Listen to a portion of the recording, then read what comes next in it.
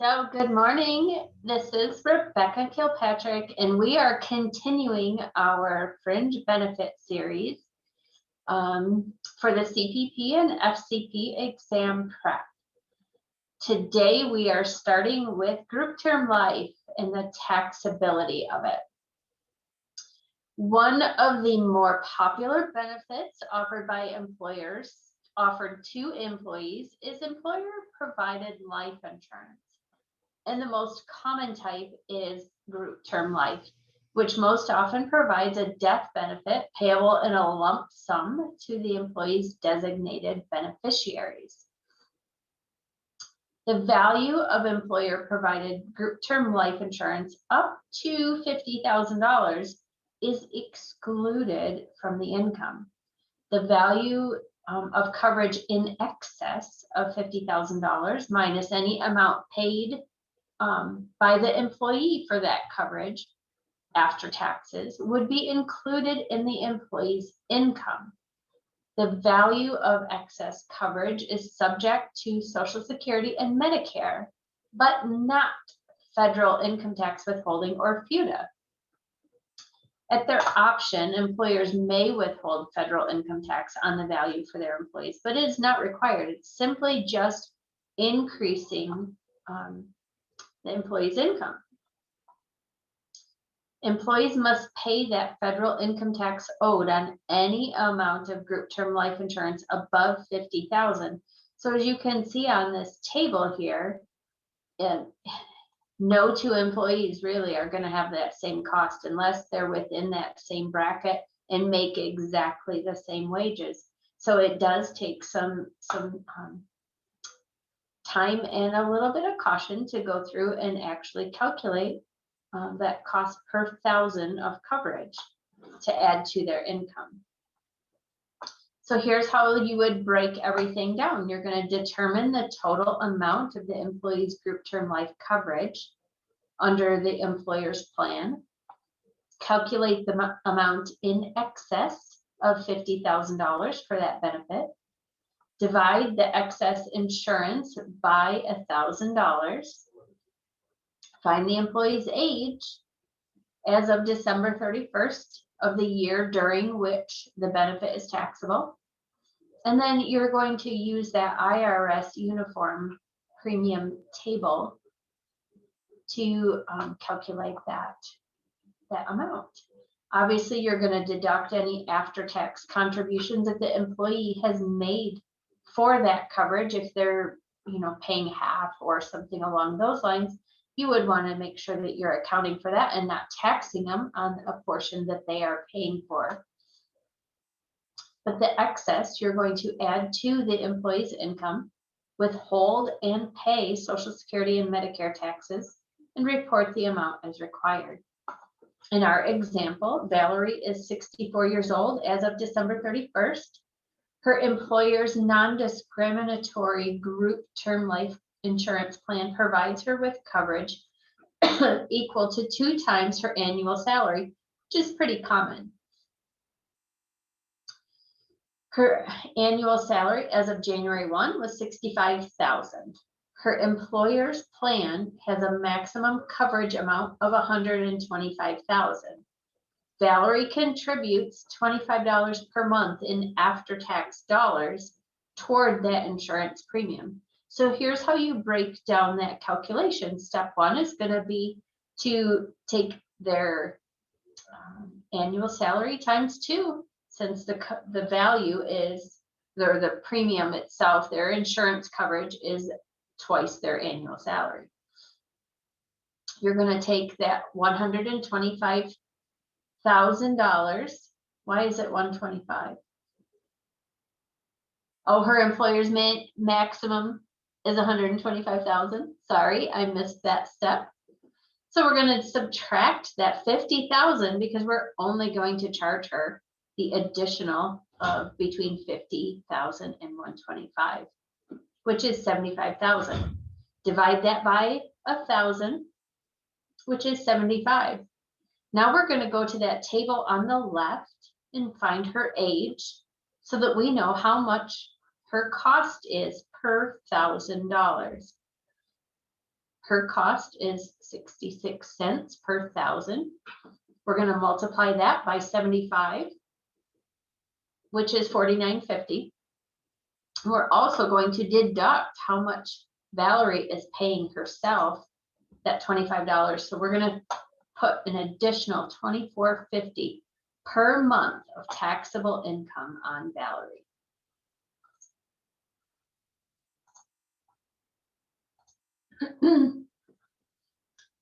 A whole life policy is a little bit different.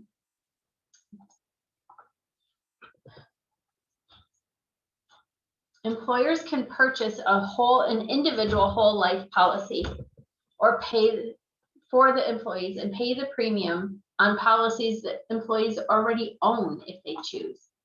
Whole life policy provides one of the two things, a death benefit, both of the two of these two benefits, death benefit that is payable at the time of death of the employee, and savings. A portion of each premium payment is applied towards the savings segment of the policy, which is then a cash value as the policy value increases. If the employer is the sole beneficiary of the policy, or employees pay their premiums with after-tax dollars, the value of the policy is not included as income to the employee. If the proceeds of a policy are payable to the employee's beneficiary at the time it's cashed in, then it is taxable in the sum of the increase of the policy's cash surrender value, the reasonable net premium cost of the death benefit payable minus the cash surrender value, the reasonable net premium cost per thousand of the current insurance for 1 year determined by the IRS table.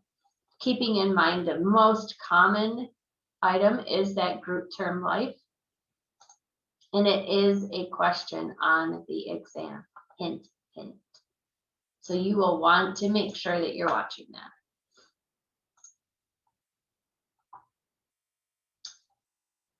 Now, I don't know about you, but this is one I have not come across, and it would be interesting to actually see it put into practice. The taxation of the personal use of a company aircraft. The value of the employee's business travel in a company-owned aircraft is excluded from the employee's income as a working condition fringe. But if the travel is primarily personal, the value needs to be included in the employee's income. Travel that combines business and personal purposes must be allocated to each the income and the working condition fringe. The value of the employee's personal air travel can be determined by using either of the following rules. The general valuation rule, which if more than one employee is on the flight, the value is allocated among them. Or 2, if the employer does not provide the services of a pilot for the personal flight on a company-provided aircraft, the value would be the amount paid to lease a comparable aircraft for the same amount of time in the same area. Or 2, the non-commercial flight valuation rule. The value of a personal flight where the employer provides the aircraft and the services of a pilot is calculated by using an aircraft multiple based in the weight of the aircraft in a cents per mile, known as the Standard Industry Fare Level, or SIFL. Flights for relatives of an airline employees is calculated at 25% of the airline's highest unrestricted coach fare in effect for that particular flight. This means that 25% of the fare must be included in that employee's income and is subject to federal income tax withholding and Social Security, Medicare, and FUTA taxes.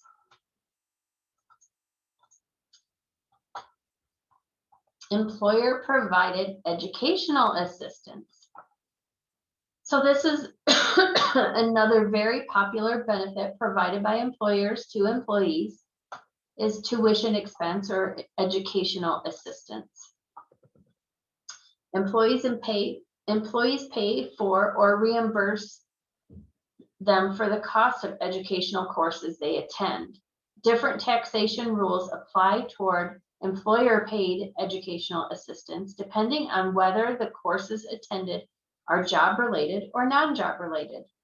Special rules also apply to employees of educational institutions who receive tuition reduction when taking courses offered by their employers. So job-related education, the employer-paid education related to an employee's current job is excluded from his or her income as a working condition fringe benefit if the following conditions are met.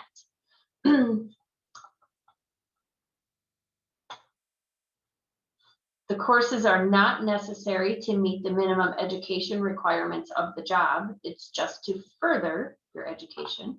The courses are not taken to qualify the employee for promotion or transfer. The education is related to the employee's current job, helps maintain or improve the knowledge skills required for that job. If the requirements change while the employee is working, the employer-paid education designed to meet the new requirements is a working condition fringe.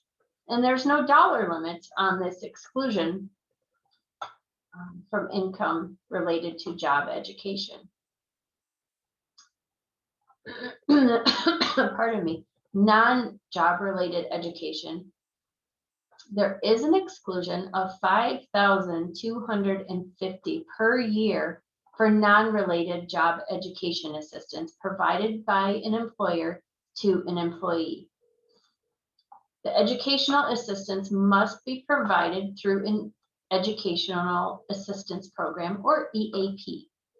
Any payments in a year that exceed $5,250 for non-job related education are subject to federal income tax withholding, Social Security, Medicare, and FUTA. Your educational assistance programs or EAP must meet the requirements to satisfy a 127 program.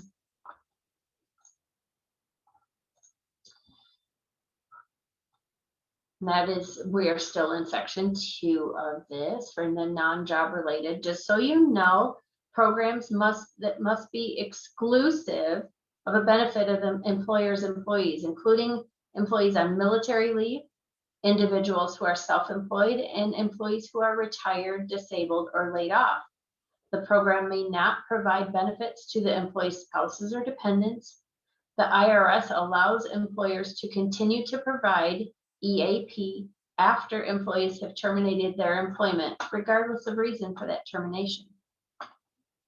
So you just need to keep in mind that EAP has some very specific guidelines that need to be followed in order for non-job related tuition to be excluded. Tuition reduction.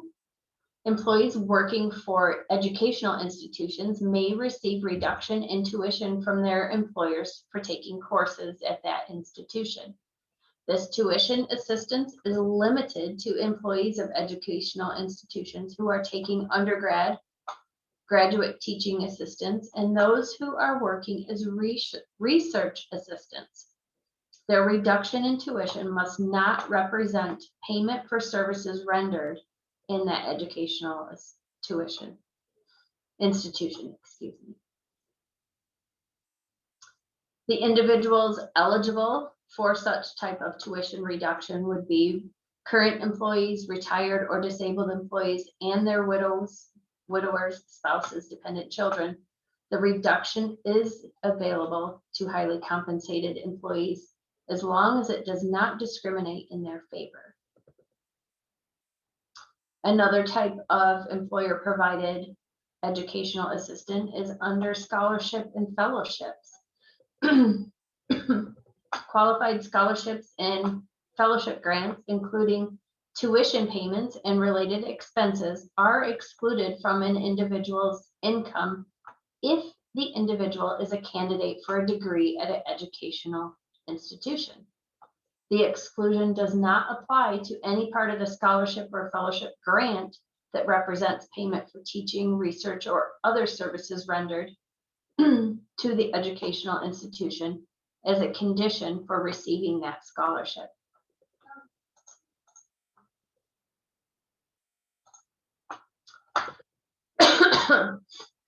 Business travel expenses are one of the more complex areas for taxability of payments to employees relating to employers reimbursing business travel expenses incurred by their employees. If the reimbursement is made for temporary travel, including travel that is not away from home, under an accountable plan, the amount is excluded from income and is not subject to federal income tax, withholding, Social Security, Medicare, or FUTA. If the reimbursement is made for an indefinite travel under a non-accountable plan or exceeds the amount substantiated by the employee, the reimbursement or the excess amount is included in income and therefore subject to federal income tax, withholding, Social Security, Medicare, and FUTA. So in our examples here, Joan is regularly employed in New York City. Joan accepted work with her employer in Buffalo, New York, which is 400 miles from New York City.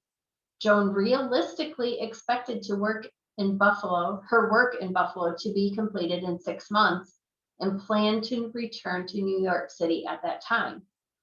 In fact, the employment lasted 10 months, after which time Joan returned to New York City.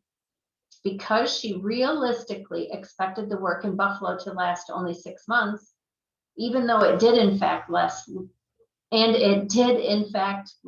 less than 1 year, and Joan had always intended to return to New York City at the end of her employment in Buffalo, this employment is temporary. Thus, reimbursements for Joan's travel expenses by her employer are excluded from her income if they are paid under an accountable plan.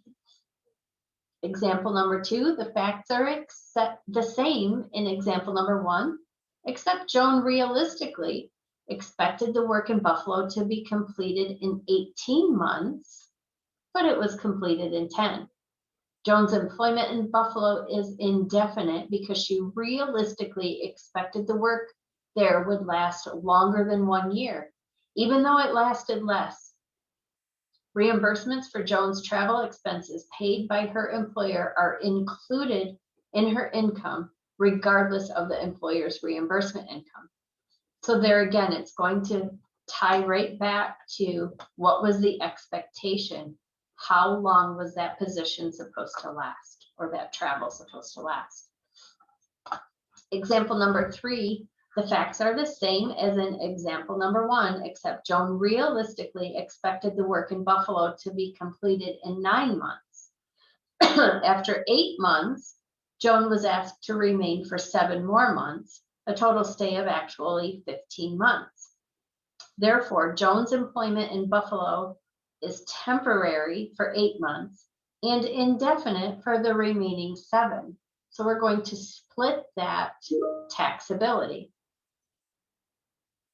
Reimbursements for Joan's travel expenses incurred during the first 8 months are excluded from income if the employer reimburses her under an accountable plan, but the remainder of the reimbursements must be included in her income.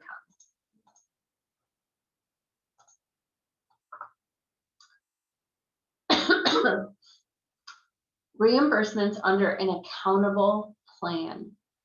To be an accountable plan, the expense reimbursement or advance payment program must meet the following conditions. A business connection. Advances, allowances, or reimbursements have a business connection only if the employee's expenses are incurred in connection with the performance or services of an employee of the employer. Such expenses include transportation, meals, lodging, phone calls, tips, laundry. They do not include personal expenses. Substantiation. the employee must substantiate his or her business expenses by providing the employer with evidence of the amount, time, place, and business purpose of the expense within a reasonable period of time after they are paid or incurred. The most popular method is providing receipts showing the amount of each expense, tips, etc. Returning excess amounts. In general, amounts paid by an employer that exceed the amount spent by the employee must be returned to the employer within a reasonable period of time. There are exceptions for situations where a per diem or mileage allowance exceed the actual expenses. You can calculate these under a fixed date method if an advance payment is provided no more than 30 days before an expense was incurred. The expense is substantiated by the employee within 60 days after being paid or incurred. The excess amount is returned to the employer within 120 days when the expense was paid or incurred. That would qualify as a reasonable period of time requirement being met. Under a periodic statement method, the employer can reissue a periodic statement to the employee, such as quarterly, detailing amounts that have been paid and not substantiated, and require the employee to either substantiate the excess amount or return it to the employer within 120 days. Overnight local lodging, as long as certain criteria are met. The lodging is necessary for the employee to participate fully or be available for bona fide business meeting, conference, training, or other business function.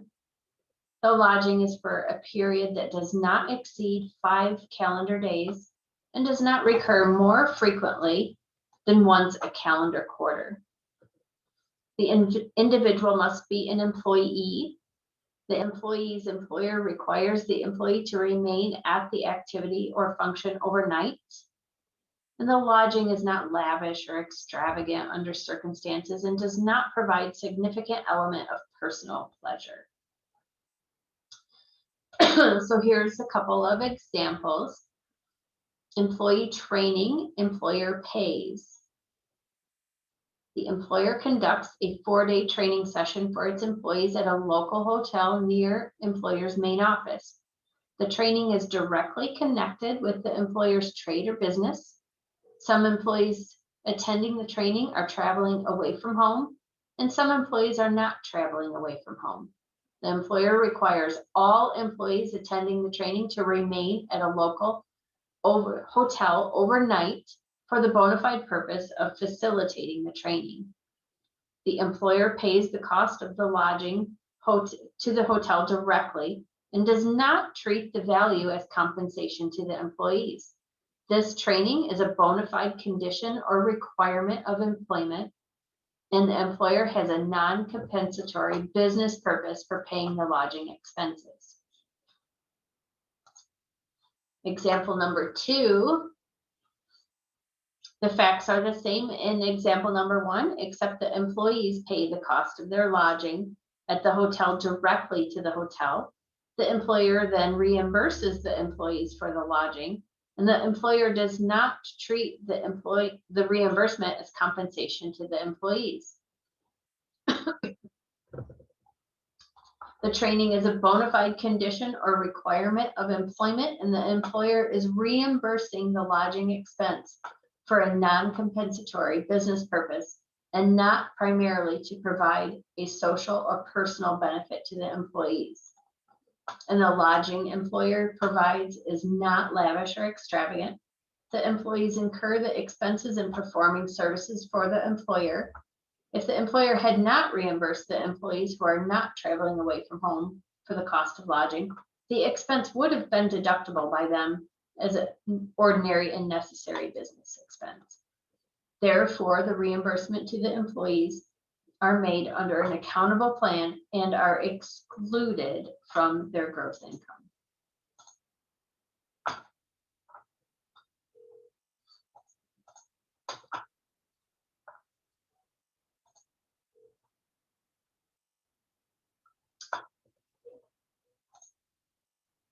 Payments under a non-accountable plan. If an employer's reimbursement fails to meet any one of the requirements under an accountable plan, it's a non-accountable plan, and payments made under the plan are subject to federal income tax withholding, Social Security, Medicare, and FUTA. On the other hand, if an employer has an accountable plan and an employee fails to substantiate his or her expenses, the plan does not become non-accountable for all the other employees. Also, if an employer has elements of both accountable and non-accountable plans in its reimbursement plan, the IRS will allow the elements to be treated separately. So, Financial Help Corp reimburses its employees for business travel expenses while away from home under a plan requiring the employees to substantiate their expenses with receipts within 14 days of returning home.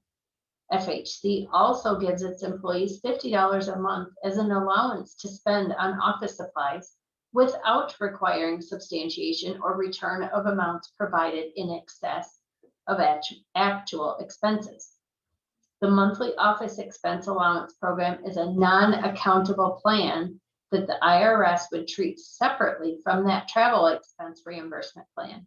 All payments made under the office supplies plan are included in the employee's income when paid. Our employee Jade receives an expense allowance before traveling on behalf of her employer and is required to substantiate her expenses and return any excess within a reasonable period of time. When she returns the excess, however, the employer pays her a bonus equal to that excess amount. The employer has not properly required the return of excess amounts and must treat that entire expense as wages subject to federal income tax withholding, Social Security, Medicare, and FUTA. Employee David receives a $2,500 advance from East Virginia Coal on March 27th for a business trip to begin on April 10th. David actually spends only $2,000 on his trip, which ends on April 20th. David is required to substantiate his expenses within 60 days of returning from his trip and to return any amounts within 120 days of returning. David submits an expense report and receipts when substantiating his $2,000 in expenses on May 26th, but does not return that $500 in excess until October 2nd. When the 120-day period ends, which would have been August 20th, they must treat that $500 excess as income to David, and no adjustment can be made when he finally returns that excess amount.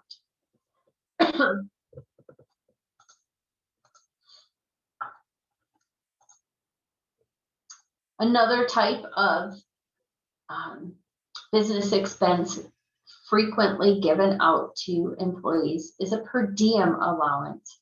Rather than requiring employees to substantiate the actual expense they incur while traveling on business away from home, employers may provide a reimbursement in the form of a per diem allowance for each day of travel. The amount of the per diem allowance is deemed substantiated as long as it does not exceed the IRS established federal per diem rate, and the employee substantiates the time, place, and business purpose of the expense.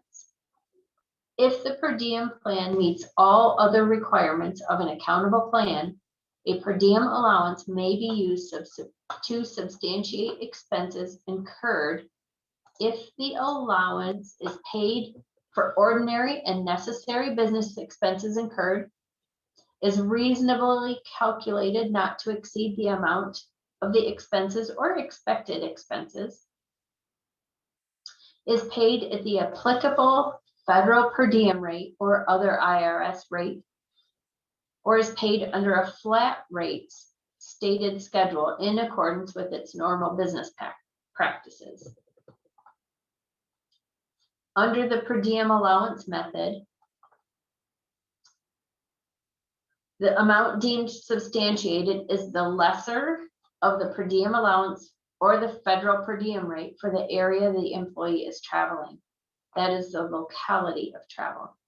The federal per diem rate announced each September by the General Service Administration can be used during the federal government's next fiscal year is a combination of the federal lodging expense rate and the meal incidental expense, or M&IE rate, for the locality of travel.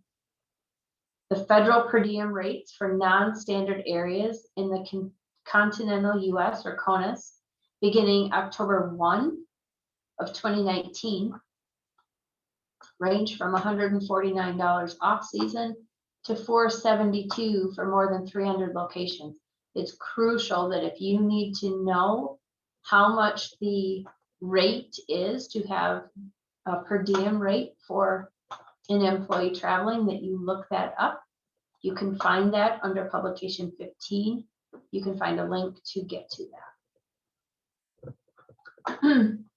The M&IE only per diem allowance, which is a meal or incidental expense. The employer may provide a per diem allowance to employees that covers only meal and incidental expenses, but only if one of the following criteria is met. The employer reimburses the employee for actual lodging expenses based on receipts submitted. The employer actually provides the lodging, or the employer pays the provider of the lodging directly. The employer reasonably expects there will be no lodging expense, or the allowance is computed on a basis similar to that for calculating the employee's wages or other compensation. If an M&IE per diem allowance is used, the amount deemed substantiated is the lesser of the per diem allowance or the federal M&IE rate for the locality of travel. Meals provided, the federal per diem rate allocable to meals and incidental expenses do not have to be reduced, where some of the employee's meals will be provided at no cost to the employee while on the road, so long as the employer reasonably expects the employee to incur those meal expenses. Prorated per diems, pardon me, where the employer provides employees with a per diem allowance or an M&IE allowance and less than a full day of travel will be involved, the allowance must be prorated. Under federal travel regulations, the employer can allocate 3/4 of the allowance to each partial day during which the employee is traveling away from home on business. Employers can also use any other consistently applied method that is in accordance with a reasonable business practice. Special transportation industry rules for employers in the transportation industry who provide per diem allowances for meal and incidental expenses after October 1, 2019. There is a special M&IE rate of $66 for any locality of travel in CONUS. For OCONUS, which would be universal travel, the rate is $71. If the special rate is used for an employee, it must be used for all covered travel by that employee during the year. Employees are in the transportation industry if they move people or goods by vehicle, plane, ship, train, or regularly travel away from home and generally travel to different localities of travel during each trip. The high-low substantiation method, a simpler method of calculating per diem allowance, is allowed by the IRS, whereby one federal per diem rate is established for high-cost localities of travel, such as New York City. Under this high-low substantiation method, the employer may use the high-low per diem rate instead of the individual federal per diem rate of that locality, as long as the travel is within CONUS.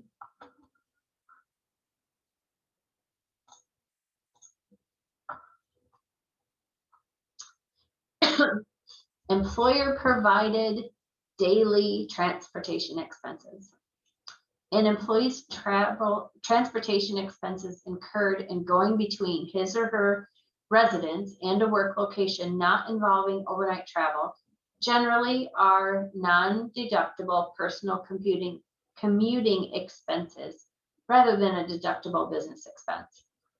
Therefore, an employer's reimbursement of these transportation expenses is a payment of taxable wages unless those expenses are deductible and the employer reimburses them pursuant to an accountable plan.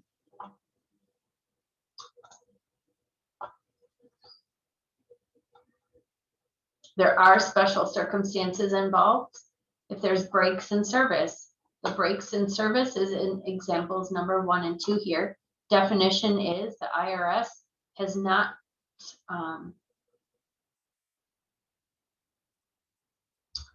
the break-in, they're giving a definition here. Sorry, I'm reading another item. The IRS has not issued general guidance on the question of whether a break in service at a particular location is so significant that employment at the location should be treated as 2 separate periods of employment. So let's read the examples. Employee Sylvia is given a 6-month assignment on a long-term project.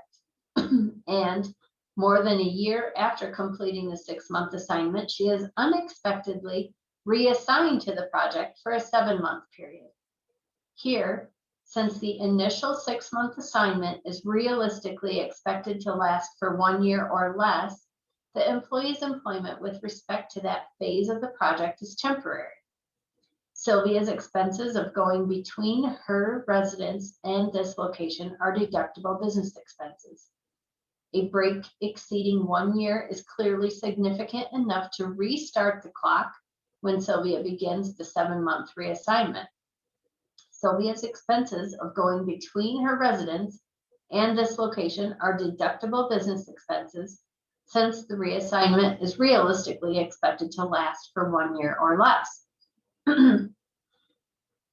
Our next example is expected to break of 3 weeks. On January 1, employee Tammy receives the following work assignments.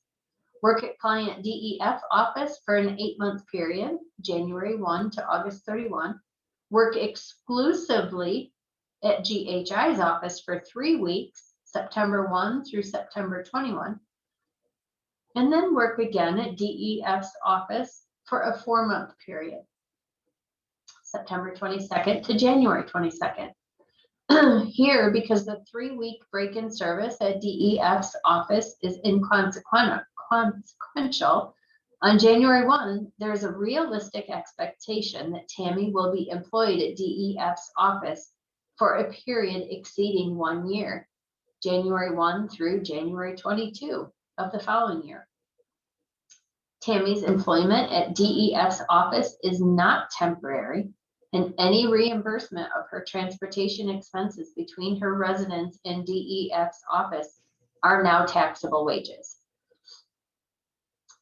Our third example, Andrew regularly works at his employer's office, but the employer expects all employees to attend a 1-week, 5 workdays, training at the office of Z Training Consultants, an independent contractor.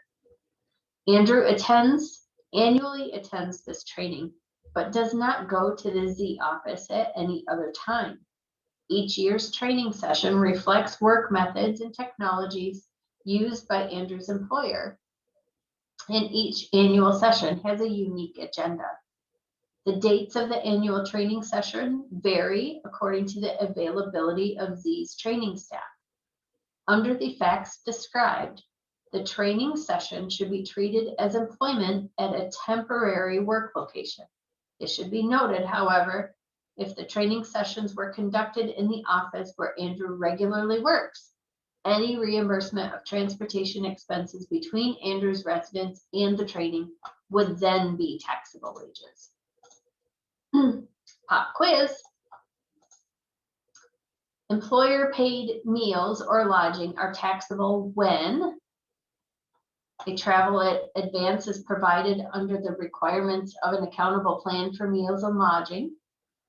submitting an itemized hotel bill when away from home or a company-sponsored conference. Employees are required to stay in the company's on-site quarters when working in field locations, or staying in the company's guest quarters for 3 months after transferring while a new house is under construction. So keep in mind, when are they taxable?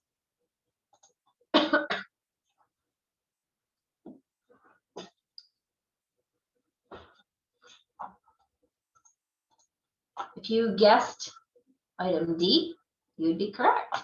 Under that IRS rule, an employee's meal or lodging expenses paid for temporary travel away from home in an accountable plan are not taxable. In addition, IRS rules define meals provided by employers in a relocation move and discriminatory manner on company premises are taxable.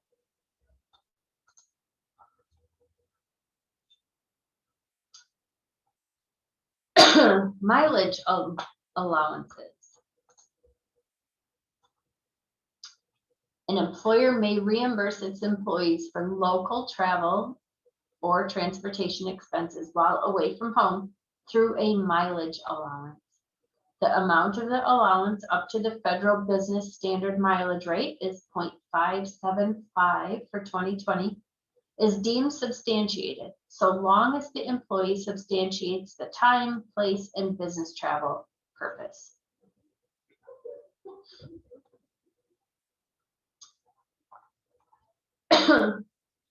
So here we have our reasons that those are substantiated. So number 1, the flat rate or stated schedule is paid on a regular and objective basis and paid at that stated schedule.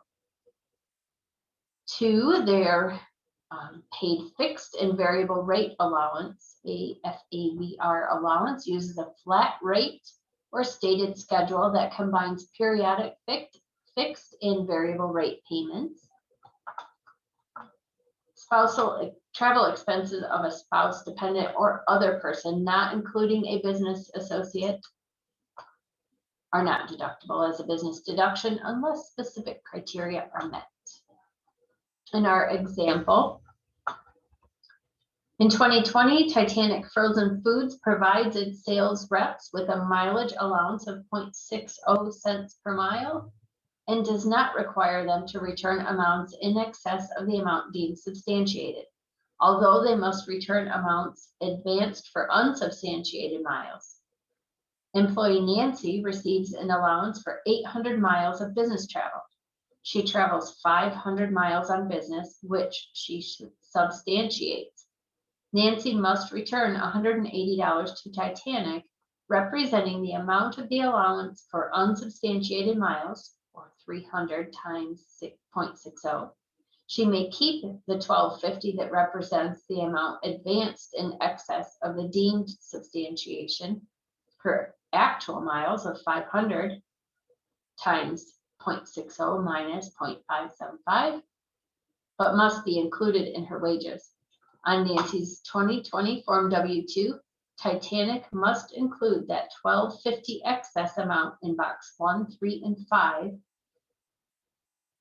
in the amount represented by the IRS approved rate $287.50 in box 12, preceded by the code L.